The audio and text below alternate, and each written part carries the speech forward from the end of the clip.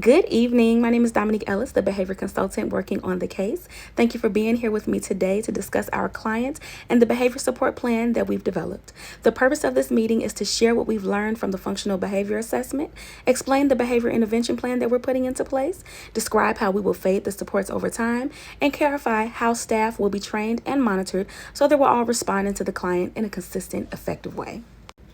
My goal is by the end of this presentation that everyone understands what we're doing, why we're doing it, and what your role is in supporting.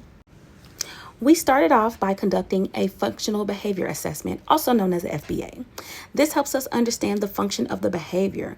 We wanted to know what this means to the client. Does this help them get out of something, get access to something, get attention? We need to know that so that we can design function-based behavior intervention plans around the behavior. I would also like to note that the client does have dedicated one-on-one aides who support them throughout the learning day, as well as with behaviors as they occur. The target behaviors that we were able to single out from conducting the FBA were physical aggression, and this is defined as hitting with an open hand or closed hand, kicking, scratching, headbutting, biting, forcefully grabbing, pulling away, throwing objects towards someone within about 2 feet. Also self-injurious behavior, better known as SIB. This is hitting one's head, body, head banging against a surface, hitting their own legs or hands against objects, or scratching themselves that leaves visible marks. Also disruption. This is swiping materials, slamming or banging items loudly, knocking items off of the desk, or even eloping. These are written out as operational definitions, meaning that it is specific and observable, so that as the team is working with them, we can all agree on what exactly counts as a behavior as it's happening. Now, what the data showed for the functions of these behaviors is that for aggression, the majority of that behavior is maintained by escape or avoiding task, and the secondary maintaining factor is access to tangibles, things that the client likes. If it's candy, if they want something, that's where this aggression is taking place. For self-injurious behavior, we did find that that is being maintained by escape as well, secondly by attention. And for disruption, we found that that behavior is being maintained by escape as well as attention as well. Throughout the day, we looked into how often these behaviors were occurring, with an average of 25 times per session for aggression, 26 times for disruption, and 7 times for self-injurious behavior. We then used the motivational assessment scale, also known as the MAS, which is a staff rating tool. Staff who know the client well rated the likeliness and reason for each behavior, and it did show that escape was the primary function, followed by attention and tangible, with sensory rating as the lowest function of all 3 behaviors. So when plainly put, the client mostly is using these behaviors to get out of something they don't want to do, and sometimes to get something they want or to get attention. That information guides how we'll build the behavior intervention plan. Now I'll explain the behavior intervention plan.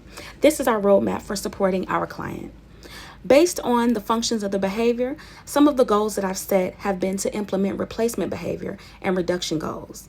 This will allow the client to express their needs using verbal speech or pictures instead of aggression.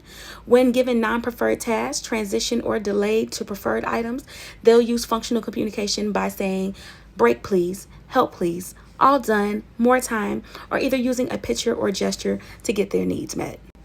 The criteria for this would be having at least 80% accuracy in using functional communication in all opportunities across 10 consecutive sessions. With visual and verbal prompts, the client will show a safe body, no hitting, no self-injury, hands, feet, or to self. They'll stay in their assigned seat for at least 5 minutes in 80% of all opportunities across 5 sessions. The goal is for physical aggression to have no more than 1 episode per day across 10 school days. For self-injury, I would like to see no more than 1 brief episode a week across 4 weeks. And for disruption or bolting, no more than 2 brief episodes per week across 4 weeks. Before we do that, we'll also be adding in some prevention strategies, which begins with antecedent strategies. These are things we do before the behavior happens to set the client up for success. We'll provide consistent visual aids and review it at the start of each major block. We're going to use words like first, then. We'll gradually increase the difficulty and length of task, and we'll also provide non-contingent brief breaks and adult attention in between client activities on a time-based schedule during high-demand tasks to reduce the drive to escape or to bolt. We're going to teach and reinforce new strategies. As we implement functional communication so that the client can request breaks, ask for help, more time, or preferred item using speech, signs, or pictures, we'll model, prompt, and then fade the prompts over time. We're going to teach waiting and tolerance using verbal wait cards with short wait times and then gradually increase those. We're going to use differential reinforcement where we give strong reinforcement, that's praise, tokens, and preferred items for appropriate communication, for staying in the right area, or even, presenting a safe body, not physically aggressing or using SIB. Then we'll slowly withhold the reinforcement that was used to come after the problem behavior.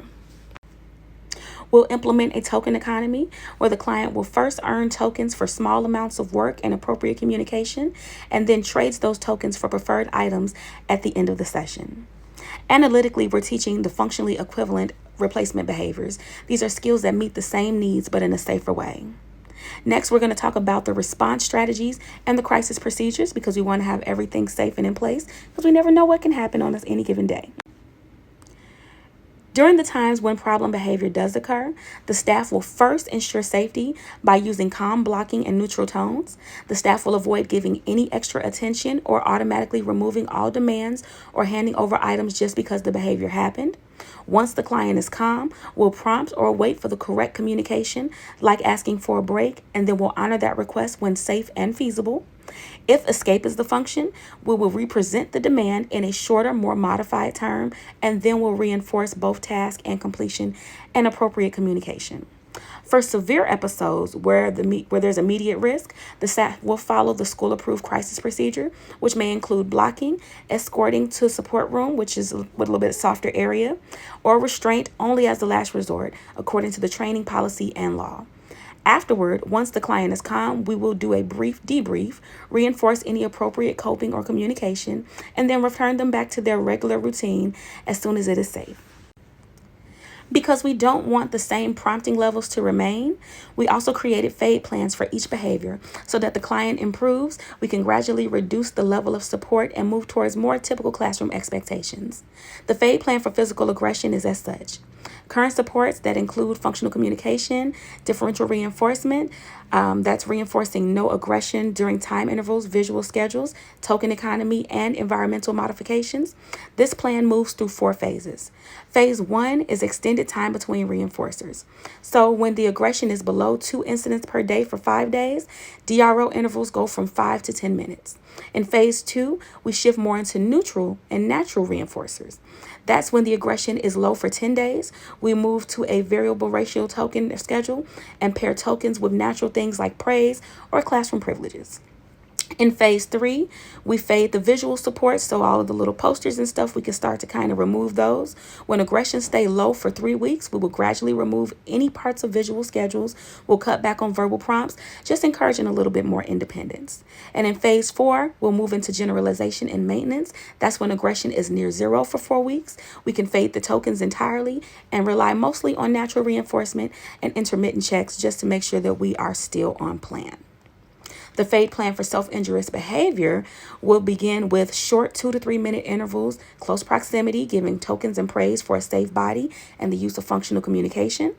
In phase 2, we'll increase the intervals to 5 to 7 minutes with slightly less adult proximity. In phase 3, we'll gradually thin sensory breaks and fade prompts so that the client initiates more on their own. And in phase 4, we'll move to a typical classroom support with staff monitoring from a distance, only stepping in when needed. But the client will present a safe body and have almost close to 0 physical aggressions with their self over the course of 4 weeks.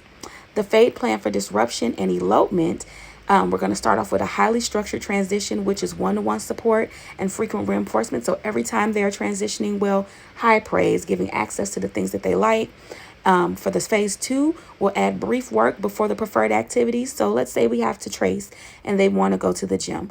We'll make sure that they get that done maybe for 30 seconds, and then we'll transition them to that still with strong support. For phase 3, will increase the amount of work required and reduce the adult proximity. So we won't have to kind of stand all up on them, give them just a little bit of space and let them do their own thing. And by phase 4, we'll have typical classrooms, transitions with only occasional tokens as a booster. So this is the client. We don't have to make sure that they're not eloping or bolting. We can pretty much trust them to be in their seat, raise their hand if they need to transition or do something else to gain attention, instead of engaging in those behaviors. Finally, none of this works unless staff have clear training, support, and feedback. So we're using the organization behavioral management to make sure that all of that's going well. We'll be using checks for staff barriers, using tools like the PDCHS. We'll also be using fidelity checklists to make sure that steps are being implemented correctly. We'll have staff training using BTS or behavioral skills training. This includes explaining the procedures and the functions of the behavior. I personally will be modeling what to do. We'll have staff practice using role play, and we'll give feedback on what they did well as well as what they need to fix. I'll be sitting in doing weekly supervision and give written feedback on how things should be implemented, stepping in when necessary. We will also have clear performance goals set, for example, using functional communication in at least 80% of all opportunities across 5 sessions. So every goal will be strategically and explicitly explained so that there's nothing left out. Will provide positive reinforcement for strong implementation, not just correction when things go wrong. Now, data will be collected daily on both the client's target and replacement behaviors, as well as staff treatment integrity, showing how closely the plan is followed. The plan will be reviewed at least once per quarter, but we'll also do ongoing data checks. For this cycle, our next viewing and review meeting is going to be January 22nd, 2026, where I'll look at the progress and adjust the interventions as needed and make decisions about fading supports. I thank you again for your partnership and for everything you do for the client. Our goal is to keep them safe, increase the communication and independence, and help them participate fully as possible in school.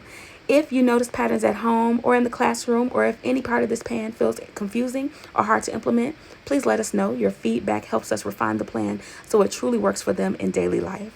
Thank you.